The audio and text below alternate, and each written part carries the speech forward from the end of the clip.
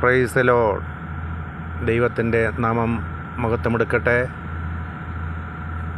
നമ്മൾ ആഗ്രഹിക്കുകയും പ്രാർത്ഥിക്കുകയും ചെയ്തതുപോലെ വീണ്ടും തീരദേശ സുവിശേഷ ബന്ധത്തിൽ വീണ്ടും നമുക്ക് ആലപ്പുഴ ജില്ലയിലെ പ്രദേശങ്ങളിലെ കർത്താവിൻ്റെ വചനവുമായിട്ട് പോകുവാൻ ദൈവം ഇപ്പോൾ കൃപ തരുന്നു.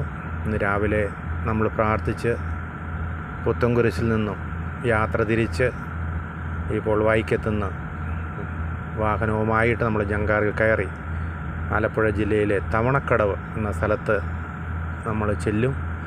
അതിനുശേഷമായിട്ട് അതിൻ്റെ പരിസര പ്രദേശങ്ങളിൽ ആലപ്പുഴ ജില്ലയിലെ ചില ഗ്രാമങ്ങളിൽ കർത്താവിൻ്റെ വചനം വിളിച്ചറിയിക്കുവാനും ദൈവവചനം പങ്കുവയ്ക്കുവാനും ട്രാക്ടർ വിതരണം ചെയ്യുവാനും പുതിയ നിയമങ്ങൾ വിതരണം ചെയ്യുവാനും ആ ദേശത്ത് വേണ്ടി പ്രാർത്ഥിക്കുവാനും ദേശത്തെല്ലാം വലിയ ഉണർവ് വ്യാപരിക്കുവാൻ കർത്താവിൻ്റെ സുവിശേഷം ഇനി അറിയാത്തവർ അറിയേണ്ടതിനായിട്ട് ഞങ്ങൾ യാത്രയാകുന്നു.